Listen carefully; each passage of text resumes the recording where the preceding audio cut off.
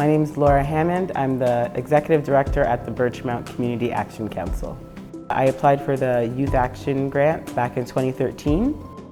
Through some great mentorship, I was able to form the Birchmount Community Action Council with local residents.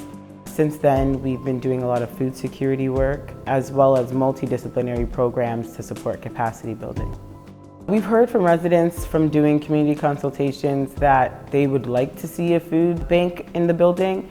We also heard that they wanted access to gardening space. So we applied to use the green space to set up a community garden with the help of Toronto Community Housing's Youth Works program. They did a lot of the heavy lifting, which was great.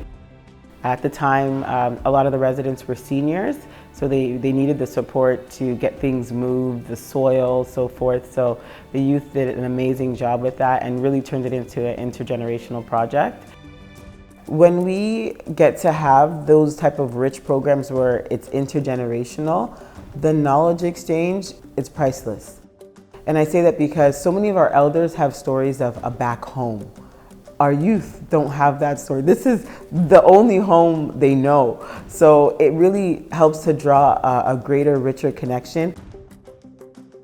It's one thing to hear it from your family, but then now when you hear it from an elder in the community who is, taking on almost like a grandparent or auntie or uncle role, it's even richer because they're echoing some of the things that you may have heard, but just in a different perspective. We're able to see, even with growing food, the knowledge exchange with recipes, talking about all these diverse meals with the plants that the youth just grew. So that has been amazing.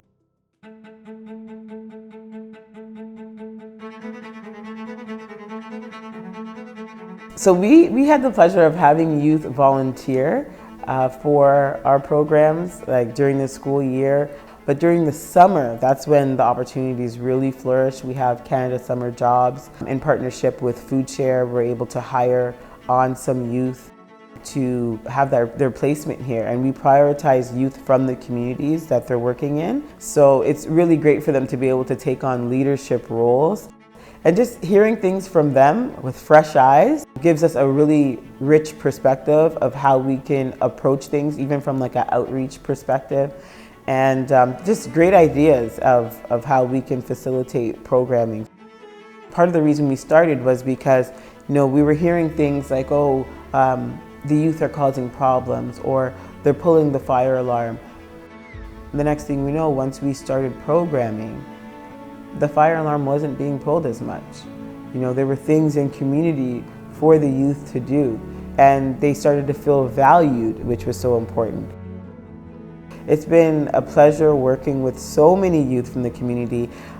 They've designed programs, they've helped run programs, they have facilitated many different initiatives, but the whole richness of them being able to do that while being acknowledged through compensation and doing it in their community, having their community members look at them as leaders is a confidence boost, and it's something we pride ourselves in doing.